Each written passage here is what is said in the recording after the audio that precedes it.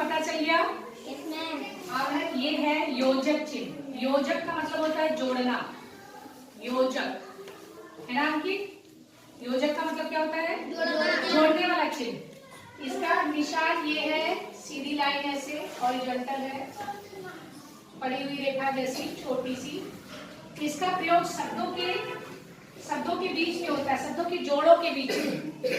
और अगर कोई शब्द दोहराना है, 2 बार कहना है, तब भी इसका प्रयोग किया जाता है।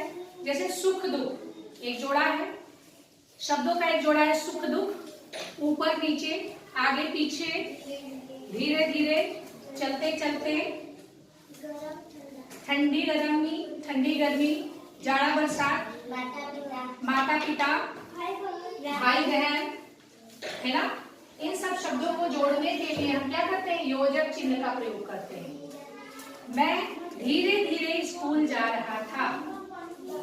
देखो धीरे धीरे के बीच में हमने लगाया। चलते चलते मैं थक गया, लगाया चलते चलते में। सुख दुख जीवन के भाग है, जीवन के हिस्से हैं, थोड़ा ऊपर नीचे होता रहता है। मेरे माता पिता मुझे बहुत प्रेम करते हैं, माता पिता, है ना? तो ये शब्दों के जोड़े हैं, शब्दों के जोड़े है ना? शब्दों के जोड़े के लिए हम किस चीज का प्रयोग करते हैं? योजक चिन्ह, जोड़ने वाले चिन्ह का प्रयोग किया जाता है। जैसे और देखो एक और लिखा है, चलते चलते, धीरे धीरे, और कहीं वाक्य में सा सी से आता है तो इसके बाद सादृश का प्रयोग किया जाता है। ठीक है? ठंडी गर्मी से हम परेशान हैं। ठीक है? इस तरह से वाक्य आता है, तब हम इसका प्रयोग करते हैं। ठीक है? ये समझ में आ गया?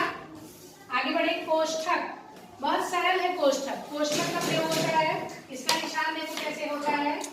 कोष्ठक ऐसे आपने देखा होगा जब प्रश्न देते हैं, देखिए ऐसे हमने घुमा दिया, लेकिन एक्चुअली ये कोष्ठक ही है। कोष्ठक का प्रयोग करते हैं क्रम बताने के लिए। क्रम, कोष्ठक का प्रयोग क्रम बताने के लिए किया जाता है। क्या बताने के लिए? क्रम बताने के लिए। वो हम संख्या के लिए भी कर सकते हैं, संख्या के लिए भी और अक्षर के लिए भी। जैसे संख्या कितने प्रकार के होते हैं? 5। जैसे देखो संज्ञा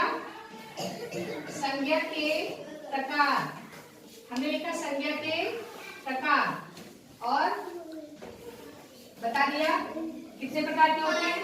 5 प्रकार के। कौन कौन से? क। तो इसको हमने कोष्ठक में हम रखेंगे। क व्यक्तिवाचक संज्ञा, व्यक्तिवाचक, खा जातिवाचक,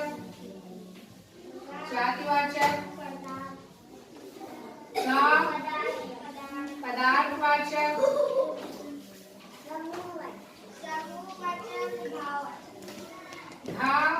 समूहवाचक